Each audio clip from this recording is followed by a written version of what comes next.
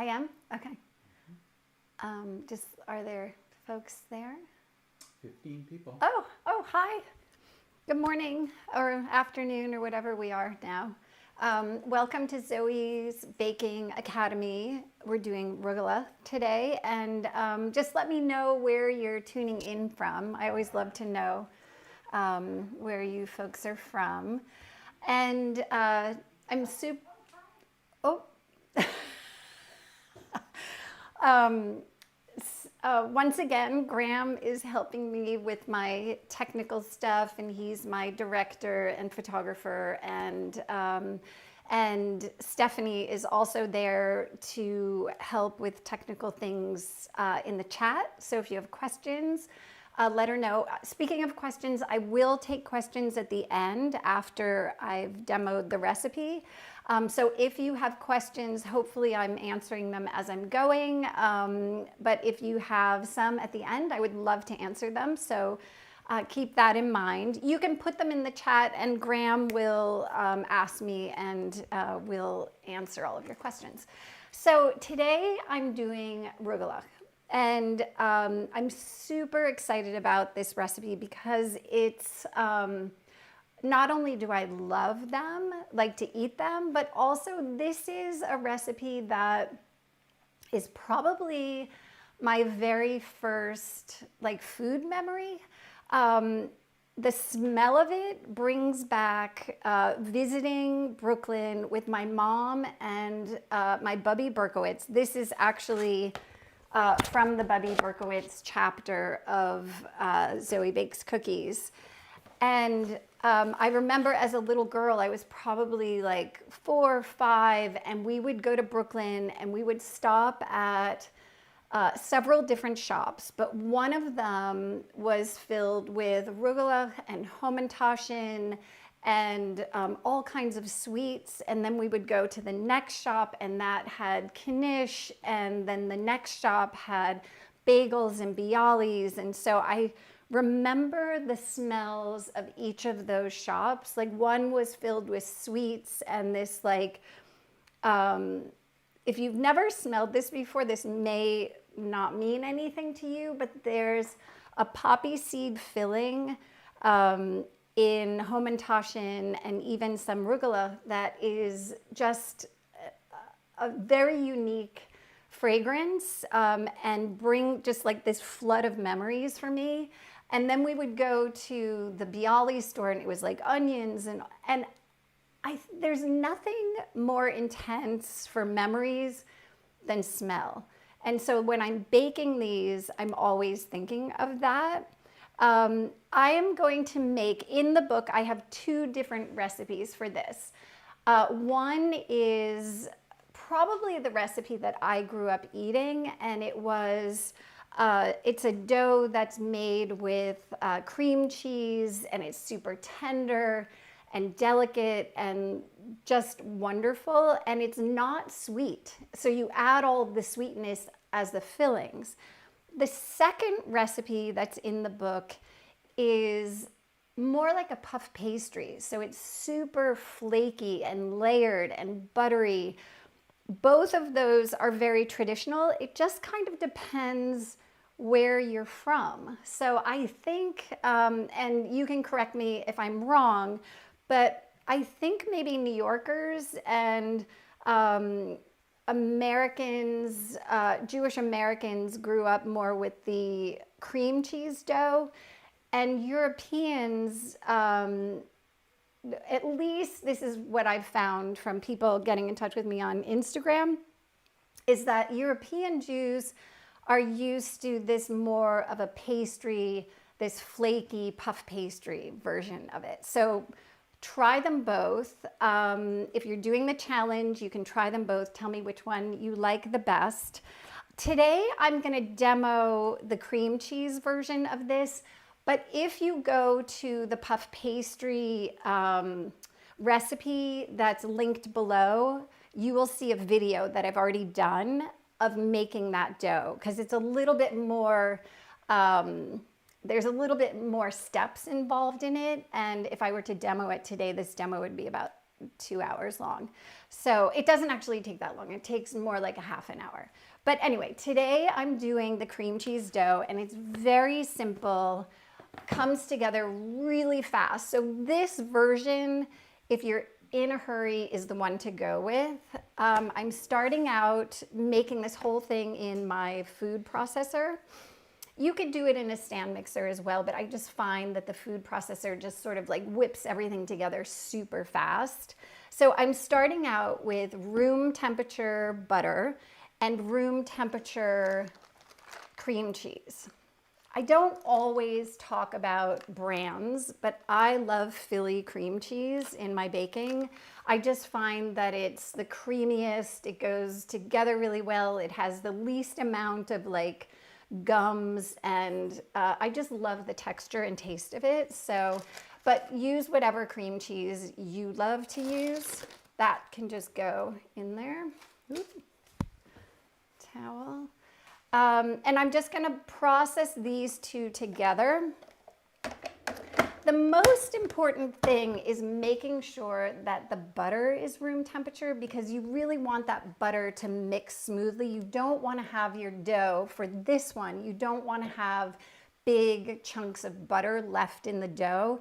And by making sure that they're both room temperature, they're going to blend together really, really well. So just a few seconds and that should blend.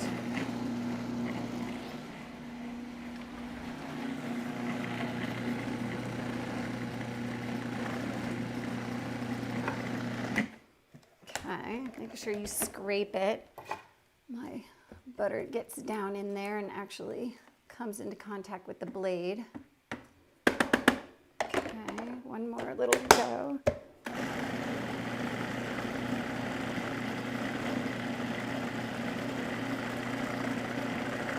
Okay, and then I'm adding a little bit of confectioner's sugar. Like I said, this dough isn't that sweet. You could actually add a tiny bit more sugar to it, but I think that that taste of the cream cheese is part of what makes this recipe so great, is that it's not that sweet and that you're adding the sweet fillings to it.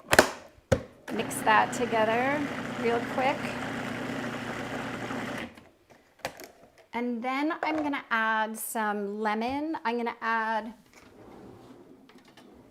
the zest of the lemon, and then also a little bit of the juice of the lemon. And that's going to go in. I don't have the recipe right in front of me, so I'm going to add what I feel like is a good amount. And then cut this open and add like a teaspoon of lemon juice to it. Again, it has that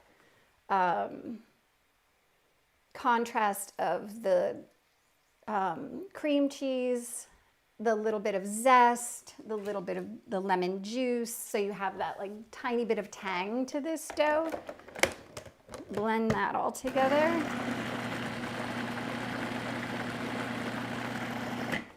And then a hit of vanilla, of course, homemade vanilla, vodka, lots of beans, let it sit together. I have a recipe on my website, in the book. Basically anywhere that I am is a recipe for homemade vanilla extract, because I love it. Blend that together.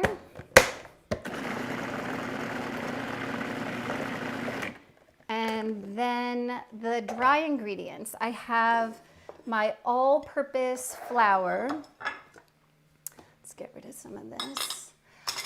All-purpose flour, and then I'm using kosher salt. This is baking salt. It's Diamond Crystal baking salt. It is kosher salt. It's just pulverized so that it's really, really fine, and it just blends into the recipe really well and really quickly. So this is just my favorite salt, and that all can just go right into your food processor.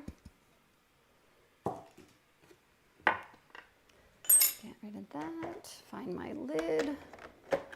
Okay, and now I'm just going to mix this until it all comes together. I'm gonna pulse it at first and just sort of get it all mixing.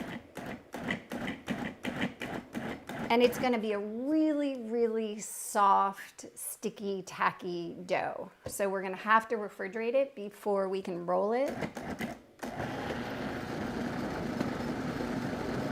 Can you see in there that it's like rolling around? Just from the front. Okay, let's open this up. Yeah, that's looking really good. Looks like it's pretty much done. I'm just gonna scrape down the bowl and make sure that everything off of the bottom, that there isn't like bits of butter that's stuck in the creases in here. And then I'm gonna let it go for another just couple seconds and we're done.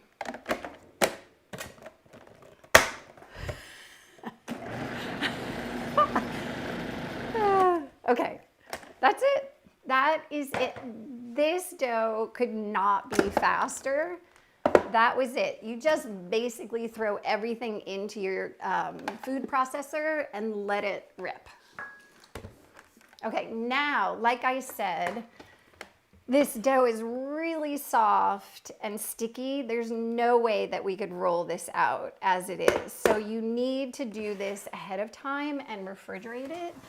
I'm just gonna wrap it in discs, in plastic wrap, and then refrigerate it. You can do this days ahead. You can even put this in a disc and freeze it ahead of time and do it a month or months ahead of time. When I'm baking for the holidays, I love to have my dough prepped ahead, and then I get to bake things fresh. So if I have the room in my freezer, I have packets of dough for all kinds of situations, so that if I'm in the mood for a cookie, or if somebody stops over and I want to bake fresh cookies, I have the dough at the ready, and then it makes baking faster and easier and less stressful. So just pat it into a disc, and then we're going to refrigerate this until it's nice and firm. I would say at least, if your refrigerator is nice and cold, at least an hour, maybe even a couple of hours before it's really set and you can roll it out without it being too sticky.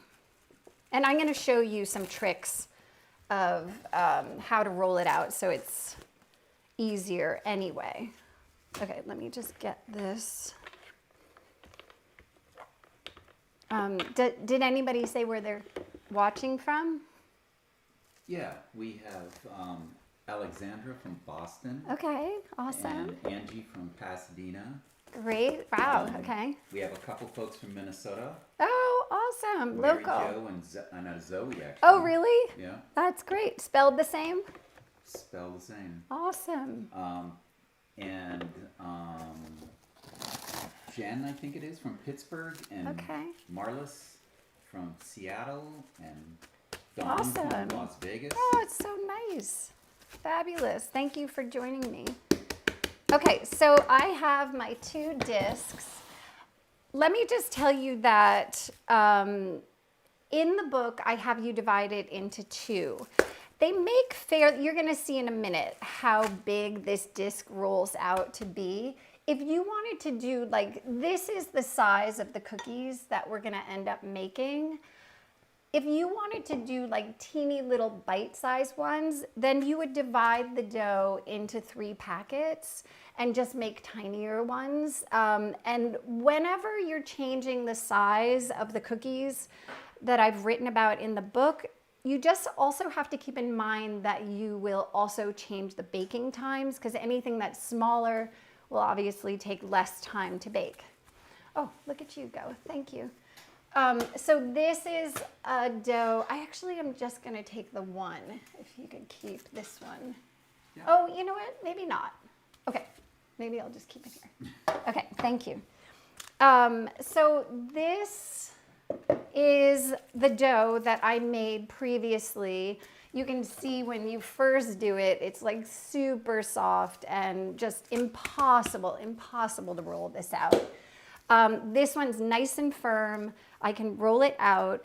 Even though it's nice and firm, I'm still gonna use a silicone mat to roll it and some flour just to ensure that it's not gonna stick to the surface.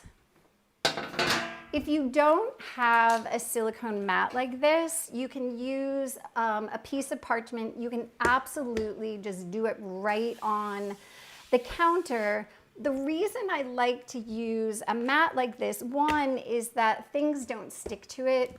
And so it's just like a little bit more insurance that things are gonna come off of it well. The other thing is that if your kitchen is really warm, like you're baking a million cookies and you've got the oven going and it's just really warm, you can always, if it feels sticky, you can always lift this up and put it into the freezer and get your dough chilled down again. So I just love rolling out on a surface like this. I have my dough. I'm going to use a little bit, even though I'm using this non-stick surface, I'm still gonna use a little bit of flour on there just so that my dough doesn't stick. You'll see a theme here, the non-sticking of it all.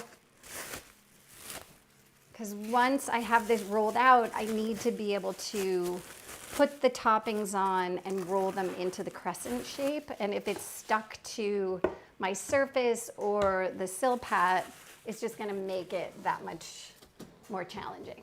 Okay, so I have my dough. I'm gonna add a little bit of flour to the top. Oh, I just threw my plastic out, didn't I? One of the things that I like to do as well, so that I don't have to add more flour than I want, is to roll it between the silpat and a sheet of plastic. Usually I just use the plastic I've wrapped the dough in, but I got ahead of myself and threw it out. So here's a fresh one, and maybe a little easier for you to see through anyway.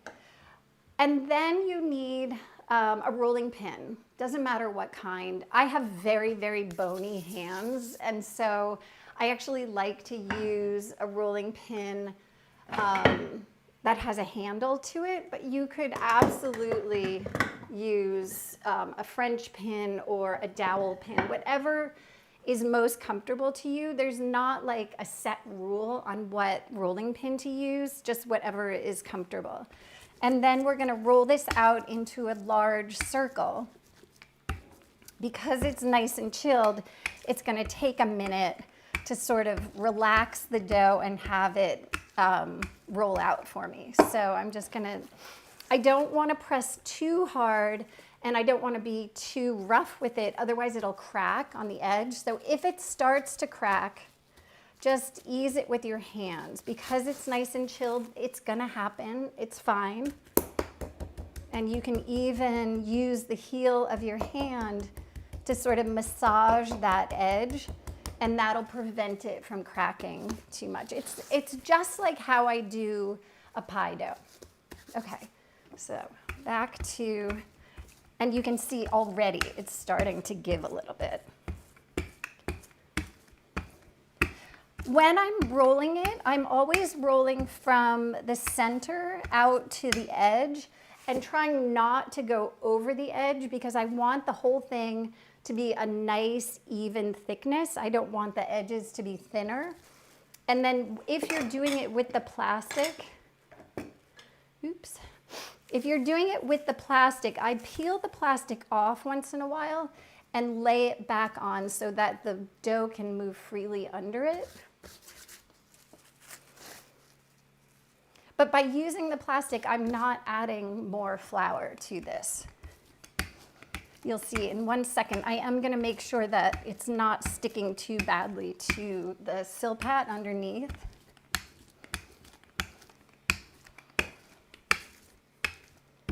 Okay. So from the center out to the edges, lift the plastic.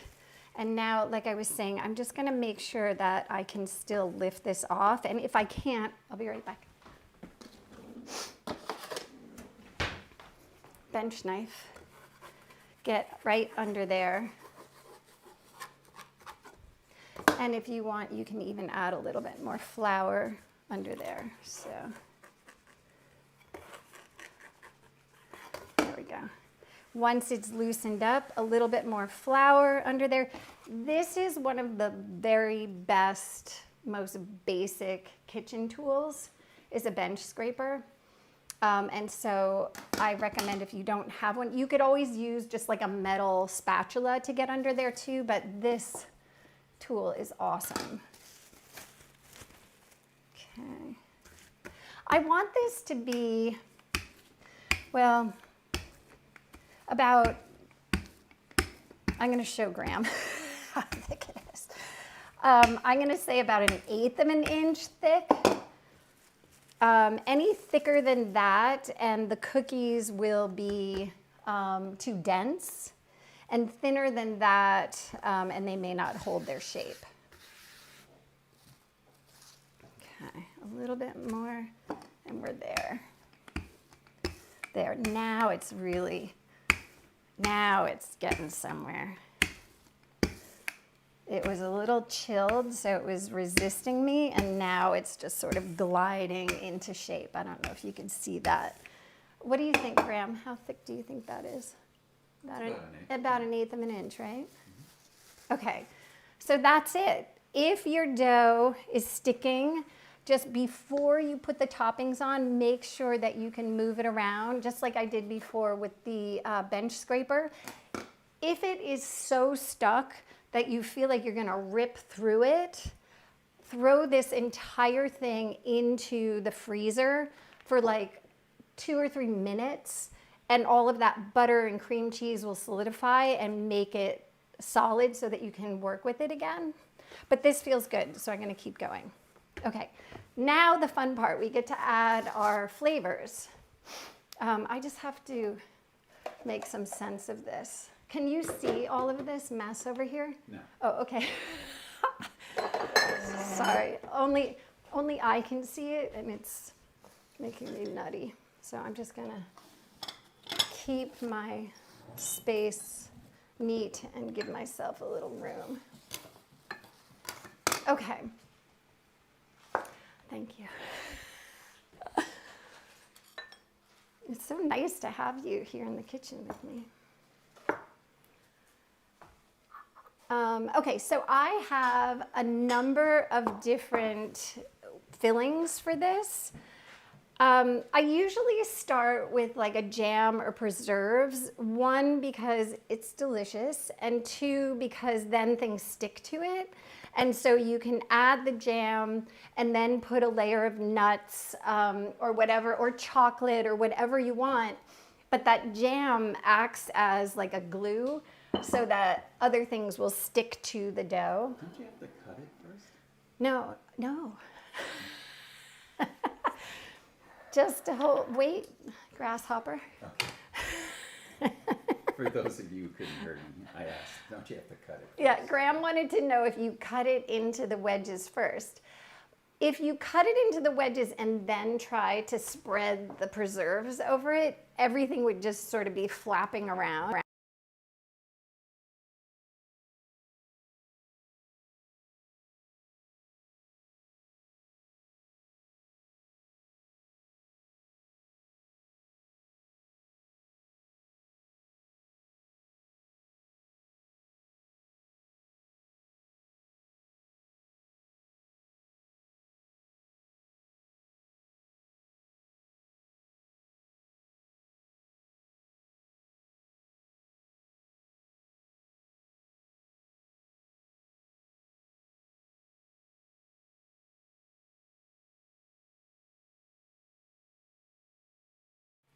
So add, I would say the amount that I put in the book is like the bare minimum, but I sometimes really pack it on here. Hey, so Yeah.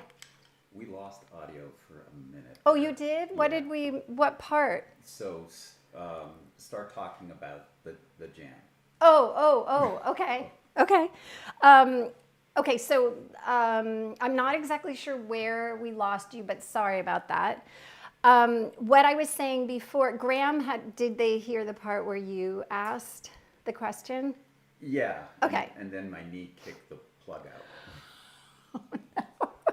Oh, that's old riot. Okay, so Graham had asked if you cut the dough into wedges and then put the jam on, and I was saying you have to put the jam on first, otherwise it's really tough to put it on to pre-cut wedges, otherwise they're just sort of flapping around.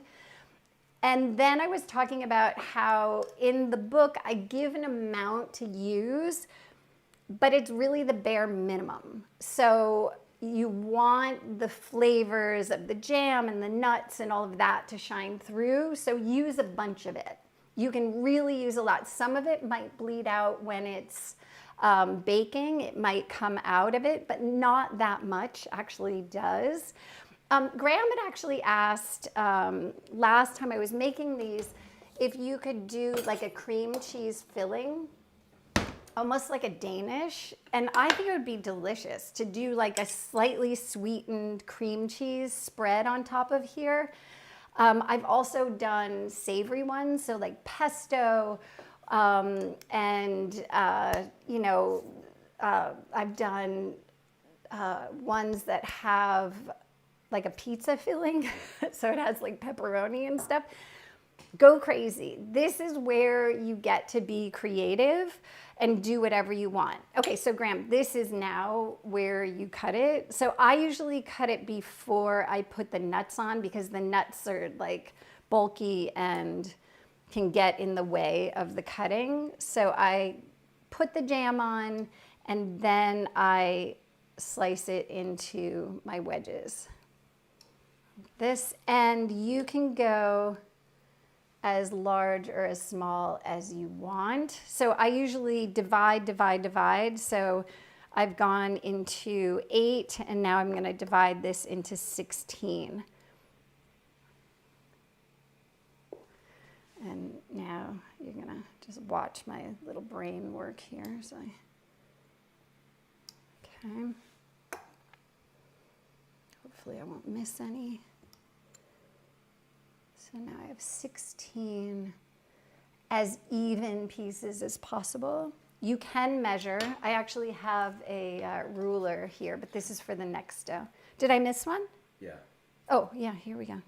Did everybody point it out? No, I just That's awesome. Okay, great. And now I can put the nuts on. These are toasted walnuts. I also have toasted pistachios. Again, there's no rule. You really put whatever, and you could do the jam and then the nuts and then chocolate on top of that. I really feel like you can't go wrong with whatever fillings appeal to you. This is kind of a traditional Jewish combination. This is what you might find in those bakeries that I was telling you about earlier. But there's no rule. You do whatever you want. I mean, at Christmas time, you could even do like chocolate and crushed up candy cane, right? I think chocolate and candy cane would be an interesting combination. But really, I'm just, maybe that was going a little far. Whatever you want. This is cinnamon sugar. Again, because the dough is not sweet, you can add quite a bit of extra sugar to it. You could do pumpkin pie spice sugar or nutmeg or whatever you want, cardamom. Again, it's like a blank canvas for you to get creative. Okay, and now we roll. So this is, we're gonna take one of our wedges and we're just gonna start at, can you see that? Am I in the thing here? Yeah. You're gonna start at the wide end and just roll up to the thin end, trying to keep as much. This is why, remember I said to put the jam on, because that's what's going to hold the nuts in place is the jam. Some of them are going to want to poke out of there. Hey Gray, if there's any questions while I'm rolling this, let me know. Because this is going to take me a second to do all of them. So, Neen asks, I've always baked only one tray of cookies at a time for even baking. Yeah. Will most cookies bake well if 2 sheets are both in the oven at one time? Great question. Okay, so in a perfect world, I too, I don't know if people can hear you. So the question was, usually the person that wrote it said they bake 1 sheet at a time. What will happen if they bake 2 or even more? So I was saying in a perfect world, 1 sheet at a time will absolutely get you the most even bake, but it's not always realistic, especially around the holidays or if you're baking for a party or you just have to bake a ton of cookies. You're gonna want or need to use more racks in your oven. And the rule of thumb is that you want to rotate the racks, or not the racks, but the sheets.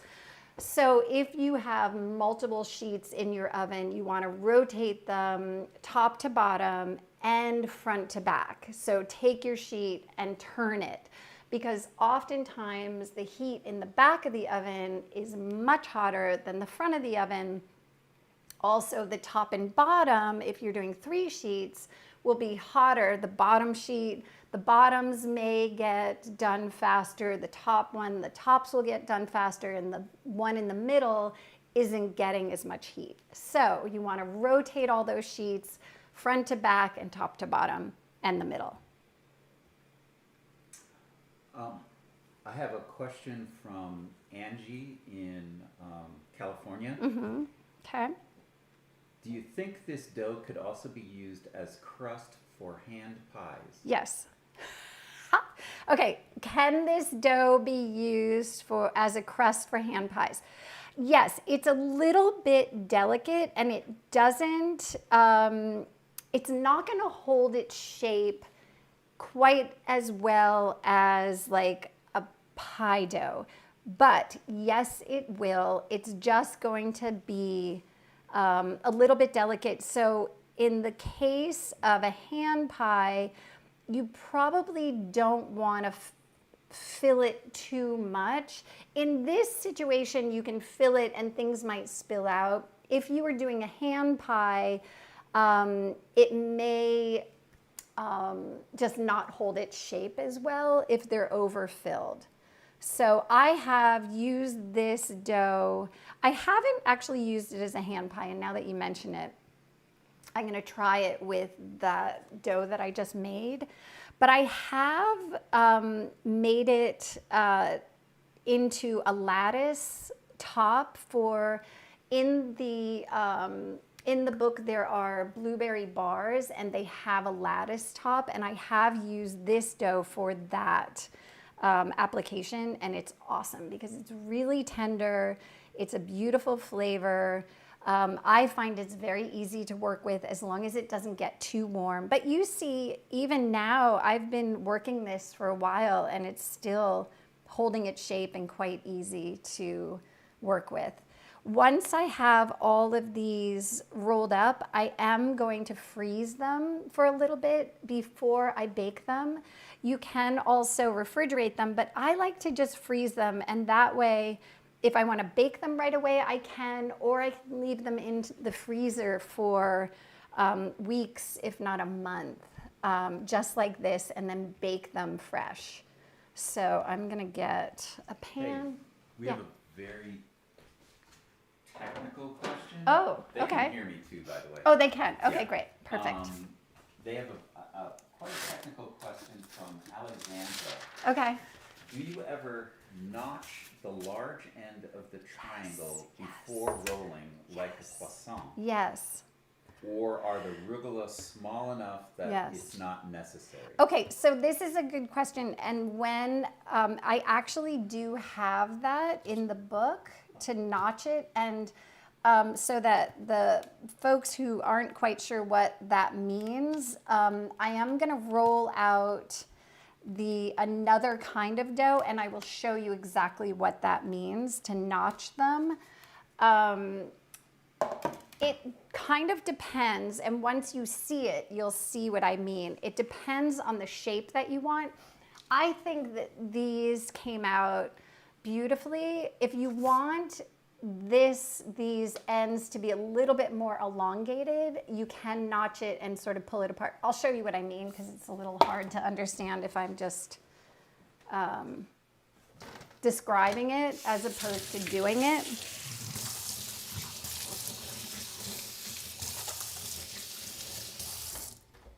Okay, awesome, thank you. Let me just, here? Okay, this is the other thing. This is how this tool got its name, because it's for scraping the bench between your projects to keep it nice and clean. So many uses. Okay, perfect. All right, thank you. This is, I'm gonna leave you with the tray if you don't mind. This is the rough puff pastry that I was talking about earlier. So we have the cream cheese dough and we have the rough puff pastry. It's linked below for the recipe, and within the recipe is a video of me making this dough. As you can see, it's a rectangle and not round. So I'm gonna show you how I cut the rectangle as opposed to the round. Gray, would you mind putting those in the freezer for me? And if there's no room, you can just toss it into the refrigerator.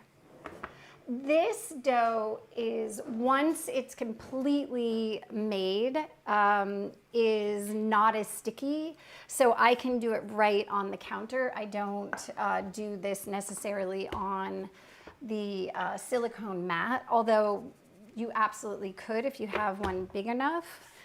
And I'm just gonna roll this out. Again, this one's quite chilled. I should have had you take it out earlier, but I'm just gonna fight it for a minute.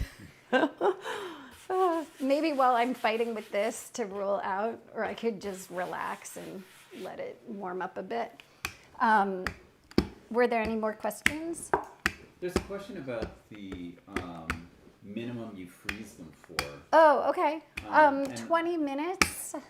Yeah, and then you can, how long before they can like just take them off the sheet and put them in a bag? Oh, I would say freeze them for about 20 minutes because then the dough has enough time to really set. And once you take them off of that sheet and throw them into a Ziploc bag, they won't lose their shape. So after 20 minutes, they should really be set enough to either bake them or throw them into a bag, just like this. Yeah. Perfect, thank you. You're hired. I'd like a raise.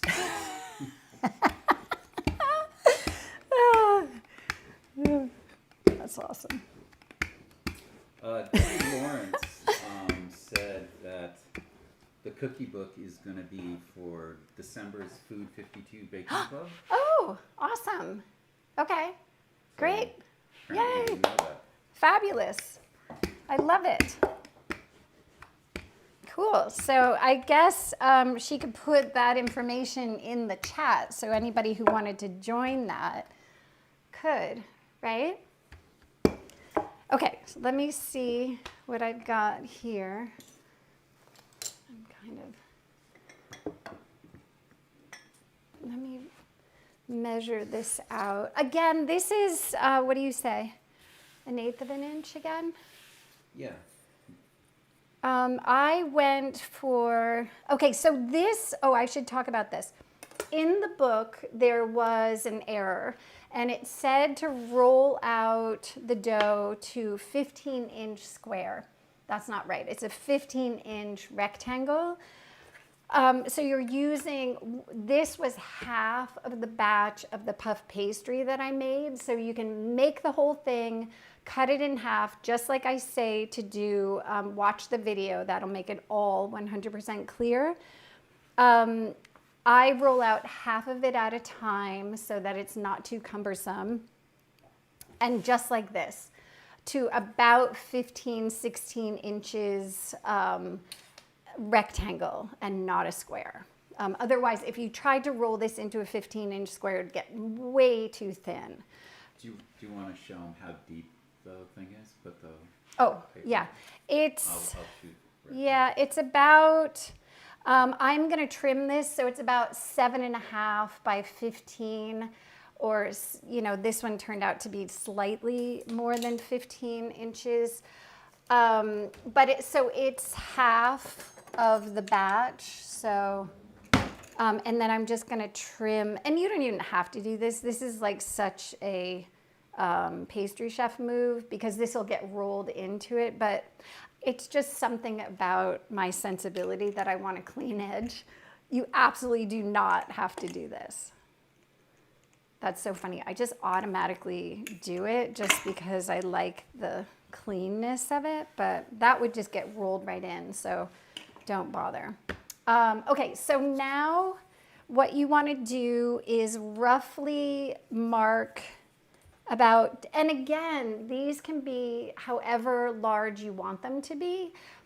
This is the one made with the puff pastry. If you want it to be about this size, then I marked it at 2.5 inches, like this. Now I've lost my, thank you. Takes a village to do the math. I was an art student and Graham was in the engineering department at UVM, so I rely on him heavily for my math comprehension here. Okay. Again, I'm going to cover this with the jam before I cut the triangles. This time, a friend of mine, Jillian, made this apricot jam, and it's so delicious. And so I figured not only will it be delicious, but it'll also be so beautiful on here. So spread this out, and I thought this would be really nice with the toasted pistachios, to just give it a different flavor profile than the one that I made earlier. And we need a little bit more. Look at the color of that, isn't it beautiful?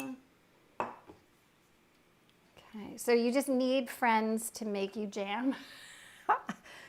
I used to think that you had to use a nice thick jam, but another friend of mine has a company called Serious Jams, and she brought me a blueberry jam that was quite runny, and I made the Rugelah with that, and wasn't that delicious, Graham? That's the one that we brought to Fran. Mm-hmm. It was really good, and I thought that because it was so runny, it wouldn't really hold together, and it was fantastic.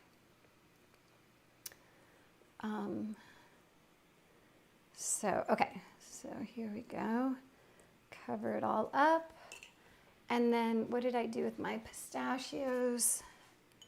Oh, I want to cut them first, sorry. Got ahead of myself.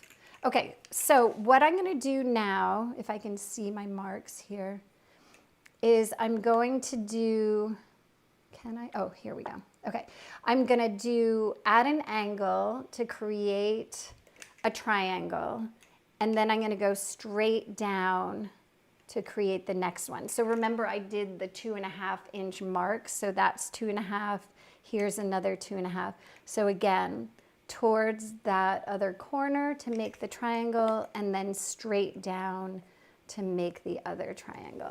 So we're getting the same triangle shape that we got doing the round, but because this pastry is easier to roll in a rectangle, we can still get that same shape, just cutting it differently. Okay.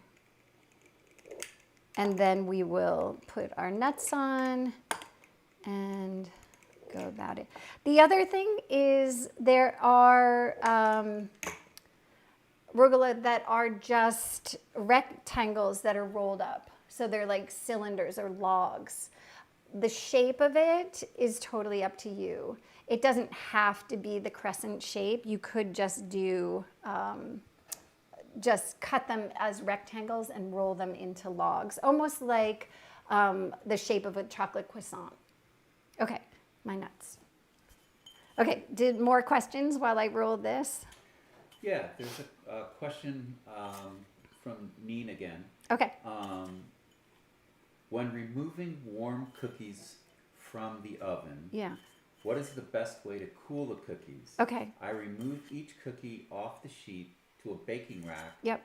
So to stop baking. Yep. Am I wrong? No, it kind of depends on the cookie and the outcome of what you want. So like some cookies, I will actually recommend that you keep them on the tray until they're totally cool, because they don't have, when they're still warm, they don't have enough body to them, and trying to move them will actually either change the shape of them or just have them collapse altogether.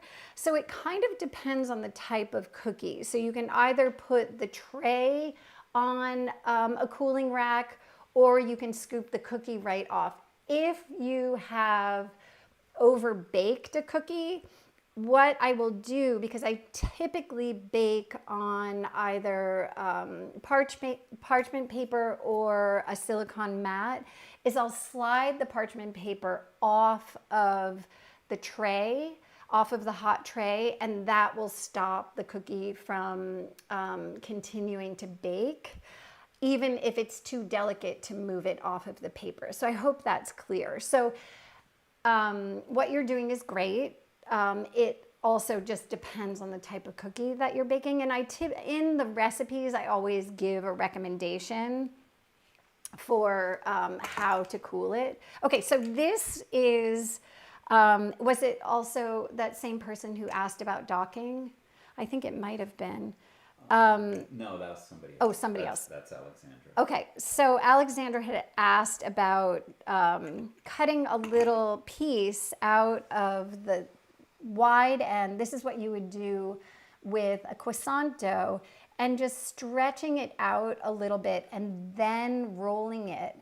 And what this does is, like I said, it'll just give you a more dramatic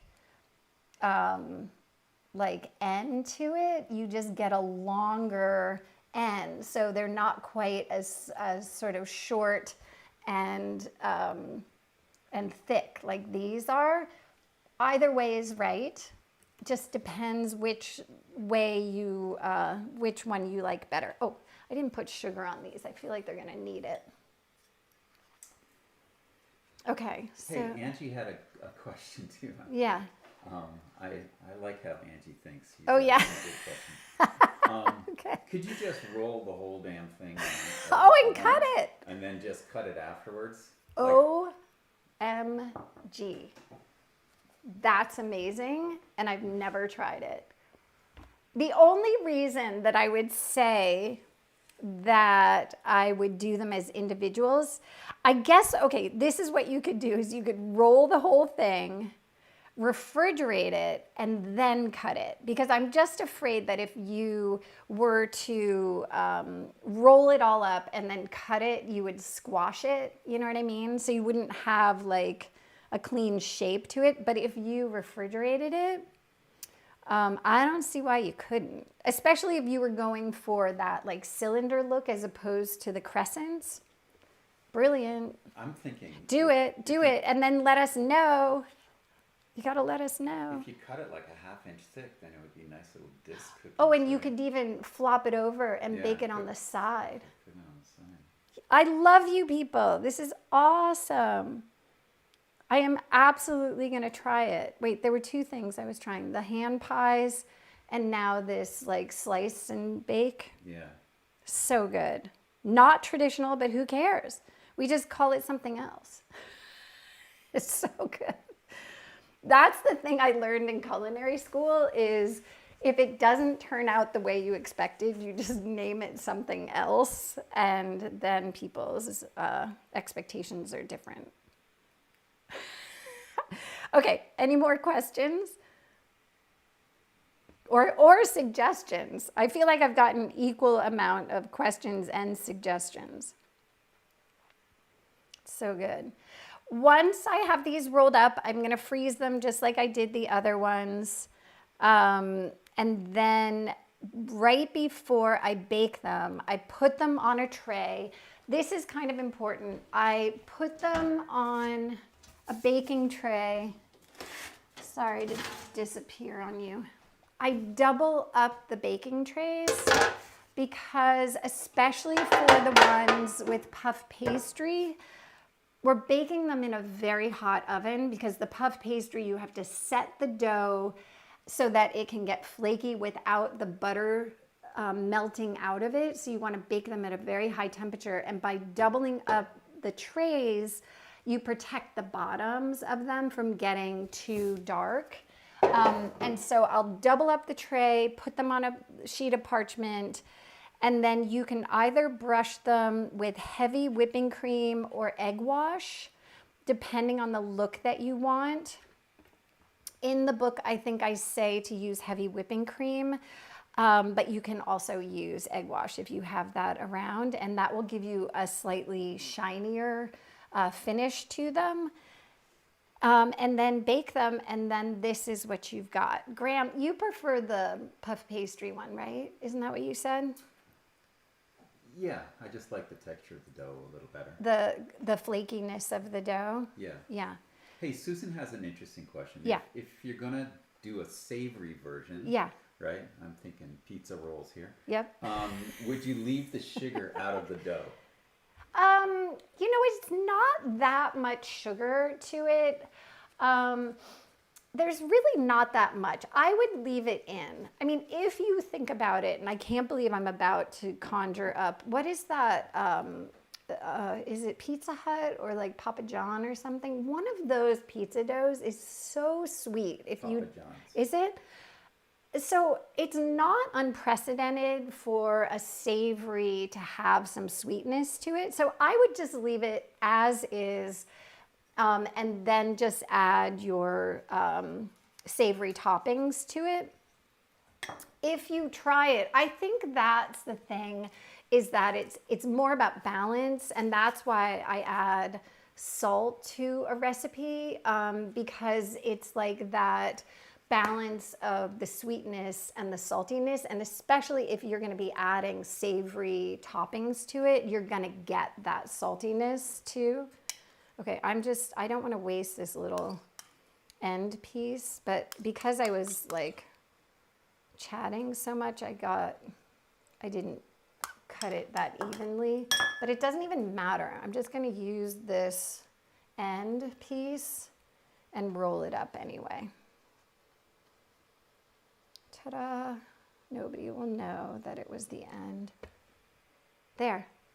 So that's it. And then I will freeze these just like I did the other one. And like I said, maybe actually, Gray, if you want to grab those other ones, I can quick egg wash them and show them that final step. Oh, they went in the refrigerator. Okay, let me just get these. These are going to be so good with this apricot and the pistachios. Yeah, let me just show you the last little bit. Okay, I'm going to trade you for this one. Thank you. Okay. Question about the salt too. Yeah. If you use regular kosher as Yes. opposed to the baking salt, Yes. still a pinch, right?